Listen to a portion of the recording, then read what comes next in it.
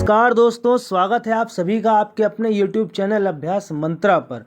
दोस्तों, संस्कृत की तैयारी आप यूपी टेट के लिए कर रहे हो या सुपर टेट के लिए कर रहे हो, आप प्राइमरी लेवल की तैयारी कर रहे हो या जूनियर लेवल की तैयारी कर रहे हो, संस्कृत की एक शानदार, ज़बरदस्त और बेहतरीन सीरीज चल रही है अभ्यास मंत्रा पर, जिसमें कि आपको शून्य से लेकर शिखर तक की सवारी कराई जाएगी।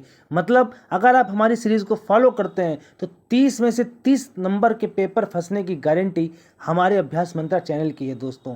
अब यहाँ पर अगर हम लोग बात करें तो आज हमारी जो वीडियो क्लास है वो क्लास हमारी 5 है।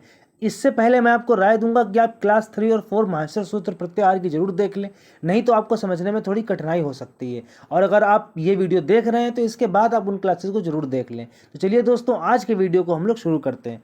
दोस्तों, आज की क्लास शुरू करने से पहले थोड़ा सा रिवीजन पिछली कुछ क्लासेस का। देखिए दोस्तों, मैंने जब माहेश्वर सूत्र की शुरुआत की थी तो आपको बताया था कि माहेश्वर सूत्र संख्या में कितने होते हैं, 14 होते हैं। और माहेश्वर सूत्र में अगर हम नंबर 1 से नंबर 4 तक की बात करें तो सारे स्वर आते हैं। यहाँ लिखा भी हुआ है कि क्रमांक 1 से लेकर क्रमांक 4 तक सारे स्वर वर्ण आते हैं। अब स्वरों की शुरुआत कहाँ से हुई है? आ से हुई है। स्वर खत्म कहाँ पर हुए हैं? च पर हुए हैं। इसका मतलब स्वरों को संस्कृत में अच कहा जाता है। क्यों कहा जाता है? क्योंकि अच एक प्रत्याहार है और अच प्रत्याहार में सारे स्वर आ जाते हैं। फिर आपको बताया गया था नंबर 5 से लेकर नंबर 10 तक के माहेश्वर सूत्र, जिसमें आपको बताया गया था कि हा एक ऐसा वर्ण होता है, माहेश्वर सूत्रों में केवल हा एक ऐसा वर्ण है जो 2 बार प्रयुक्त होता है, एक बार 5वें सूत्र में और एक बार कहाँ होगा वो आज हम जानेंगे आगे। उसके बाद आपको बताया गया था कि 7वें से माहेश्वर सूत्र से हमारे वर्गों के अक्षर शुरू हो जाते हैं। वर्ग 5 हैं, क वर्ग, च वर्ग, ट वर्ग, त वर्ग और प वर्ग। तो 5वें वर्ण जो आते हैं वो 7वें सूत्र में आते हैं, जो चौथे वर्ण आते हैं वो 8वें सूत्र में आते हैं और जो तीसरे वर्ण आते हैं वो 10वें सूत्र में आते हैं। और इस क्रम में उल्टा क्रम चलता है, यानी पहले वर्गों के 5वें लिखे जाएंगे, फिर वर्गों के चौथे लिखे जाएंगे और फिर वर्गों के तृतीय वर्ण लिखे जाएंगे। इसके बाद वर्गों के दूसरे पहले, जिनके बारे में आज हम लोग पढ़ेंगे। और यहाँ पर आपको एक बात और बताई गई थी कि अगर आप 10वें सूत्र में देखें तो यहाँ पर लास्ट में क्या लिखा हुआ है? 10 लिखा हुआ है और 10वें सूत्र में आता है। तो ऐसे ही आप याद रखिए कि 10वें सूत्र में कौन सा आएगा? जिसमें आखिरी में 10 होगा, यानी जब गड 10, यानी वर्गों का तीसरा अक्षर जो है वो 10वें सूत्र में आते हैं। और यही आप ऐसे याद करिएगा। तो ये कुछ बातें जो थी ये माहेश्वर सूत्र से संबंधित आपको बताई गई थी। और आपको याद करने का तरीका क्या बताया गया था कि इन सारे सूत्रों को आपको 7 बार जल्दी जल्दी पढ़ना था। हय वरट लण यम इंगणनम जब यह घटदस जब घटदस, इस तरीके से 7 बार आपको पढ़ना है। 8वीं बार आपको लिखना है। आखिरी वर्णों में आपको हलंत लगाते रहना है, क्योंकि आखिरी वर्ण क्या होते हैं? इत संज्ञक होते हैं और प्रत्याहार बनाते समय इनका क्या हो जाता है? लोप हो जाता है। तो ये कुछ बातें थी जो हमारी रिवीजन की थी, ये हम पिछले बता भी चुके हैं। और दोस्तों, मैं आपसे फिर से कहूंगा कि आप उन वीडियोस को जरूर देख लेना, जिससे कि आपका माहेश्वर सूत्र प्रत्याहार का टॉपिक बिल्कुल 100% क्लियर हो जाएगा। एक नंबर का भी प्रश्न हमारे वीडियो के बाहर से नहीं आ सकता दोस्तों। तो चलिए दोस्तों, आज की एक वीडियो क्लास को हम लोग शुरू करते हैं। देखिए दोस्तों, 10 नंबर माहेश्वर सूत्र तक आपको बता दिया गया और आज हम लोग जानेंगे उसके आगे के 4 माहेश्वर सूत्रों के बारे में। देखिए दोस्तों, अभी आपको क्या बताया गया था कि जो नंबर 7 से माहेश्वर सूत्र शुरू हुए हैं तो 7 से वर्गों के अक्षर शुरू हुए हैं। 5 वर्ग होते हैं और उन वर्गों के जो वर्ण हैं वो नंबर 7 से शुरू हुए हैं। नंबर 7 में 5वें वर्ण, नंबर 8 और 9 में चौथे वर्ण और नंबर 10 में तीसरे वर्ण आते हैं। तो अब कौन से आएंगे? दूसरे आएंगे। तो देखिए दोस्तों, नंबर 11 में वर्गों के दूसरे वर्ण आएंगे। देखिए दोस्तों, इनको याद करने का तरीका मैंने आपको बताया था, समझाया था कि किस क्रम में लिखे गए, चपक टत के क्रम में लिखे गए। तो वो भी आप देखिएगा, केवल ये नहीं कि रट्टा मार लिया, मैंने आपको समझाया भी है तरीका और फिर आपसे कहा है कि इसको 7 बार पढ़ के रट लेंगे। तो समझी हुई चीज़ जब आप रटेंगे तो आप जीवन में कभी नहीं भूल पाएंगे। तो दोस्तों, आज अगर हम लोग बात करें तो 11वें नंबर के सूत्र में वर्गों के द्वितीय अक्षर सबसे पहले आते हैं। देखिए, ये ख क वर्ग का द्वितीय अक्षर, फ प वर्ग का द्वितीय अक्षर, छ च वर्ग का द्वितीय अक्षर, ठ ट वर्ग का द्वितीय अक्षर, थ ता वर्ग का द्वितीय अक्षर। तो 5 वर्ग हो गए, उनके दूसरे अक्षर हो गए। अब दूसरे वर्ण जब हो गए तो उसके बाद कौन से वर्ण आएंगे? पहले वर्ण आएंगे, क्योंकि उल्टा चल रहे हैं। तो देखिए, पहले च आ गया, फिर ट आ गया, फिर ता आ गया, नीचे क आ गया, पा आ गया। 11 नंबर के सूत्र में क और पा नहीं है, वो 12वें नंबर में है। तो 11 और 12 नंबर के सूत्र में वर्गों के द्वितीय और प्रथम अक्षर आए हुए हैं और प्रथम अक्षर में भी जो क पा है वो 12 नंबर में आए हुए हैं। ठीक, अभी के लिए आप इतना समझ लीजिए। इसके आगे अगर 13 नंबर में देखें तो आपने हिंदी में पढ़ा होगा ऊष्म व्यंजनों के बारे में। तो ऊष्म व्यंजन संख्या में कितने होते हैं? 4 होते हैं, श, स, स और ह। तो जो ऊष्म व्यंजन संस्कृत में माहेश्वर सूत्रों में लिखे गए हैं वो 13 और 14 नंबर के सूत्रों में लिखे गए हैं। अब अगर यहाँ पर देखें तो श, स और उसके बाद में हा कहाँ आया है? 14 नंबर में। अभी पीछे हमने देखा था कि 5वें नंबर के सूत्र में भी हा आया था,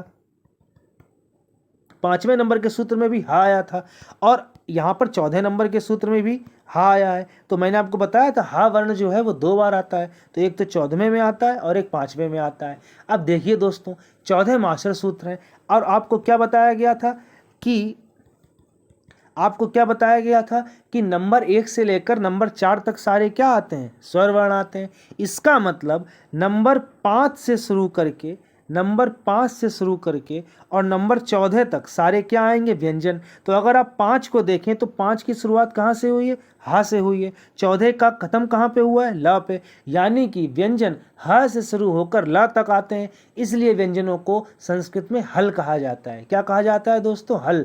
हल एक प्रत्याहार है, उसमें सारे व्यंजन वर्ण आते हैं। अब इनको भी कैसे याद करेंगे? तो देखिए, पहले आप समझ लिए 11 और 12 में दूसरे और पहले वर्ण आ गए, 13 और 14 में ऊष्म व्यंजन आ गए, श, श, स 13वें में और 14वें में केवल हा आएगा, ला लिखा हुआ। अब इनको भी कैसे याद करेंगे? तो दोस्तों वही तरीका सेम आपको अपनाना है। पहले आपने समझ लिया कि दूसरे वर्ण लिखे हुए हैं और पहले वर्ण लिखे हुए हैं। अब आप क्या करेंगे? वही काम करेंगे कि 7 बार आपको जल्दी जल्दी पढ़ना है और उसके बाद में 8वीं बार आपको लिखकर देख लेना है और आखिरी वर्णों में हलंत लगाना है, क्योंकि आखिरी वर्ण हमारे हलंत होते हैं, इत संज्ञक होते हैं। तो कैसे जल्दी जल्दी पढ़ना है? वही तरीका, ख, फ, छ, ठ, थ, छ, ट, त, व, क, प, य, श, श, स, र, हल।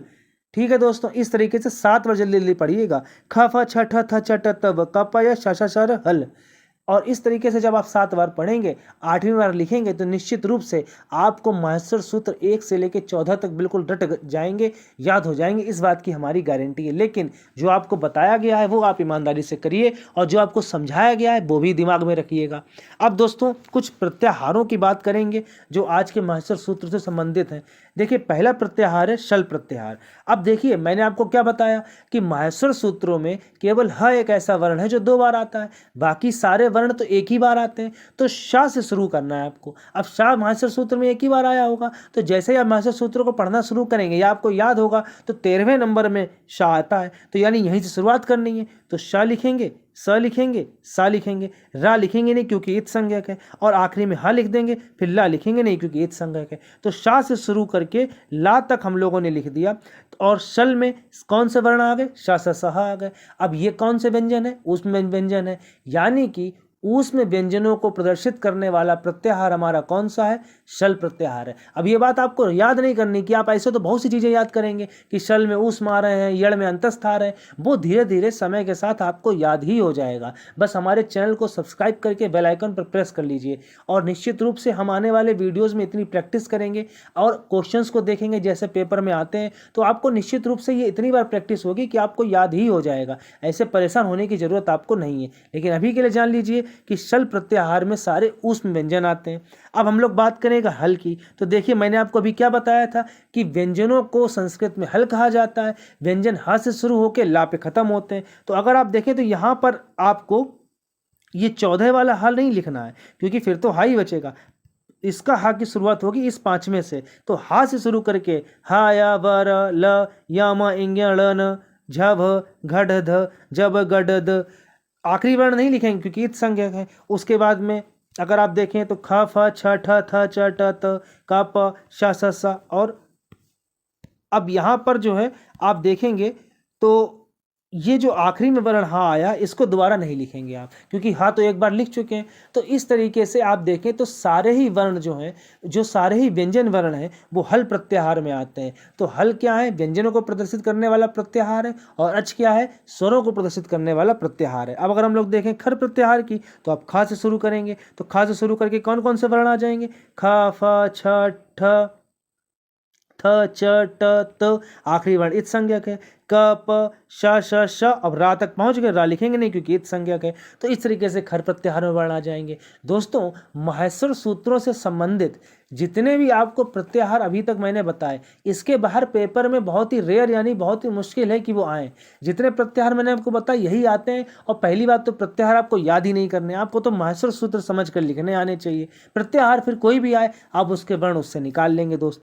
और दोस्तों, अगर आपका कोई भी डाउट रहता है, कोई भी जरा भी दिक्कत रहती तो कमेंट बॉक्स में ज़रूर लिखिए, आपका निवारण ज़रूर किया जाएगा। दोस्तों, हमारे वीडियो को शेयर कीजिए, लाइक कीजिए, चैनल को सब्सक्राइब भी कर लीजिए। आज की वीडियो में इतना ही। अब हमारी जो आगे वीडियो आएगा उसमें हम माहेश्वर सूत्र प्रत्याहार से संबंधित प्रश्नों को देखेंगे। तब तक के लिए धन्यवाद, अपना ख्याल रखिए, बहुत बहुत धन्यवाद।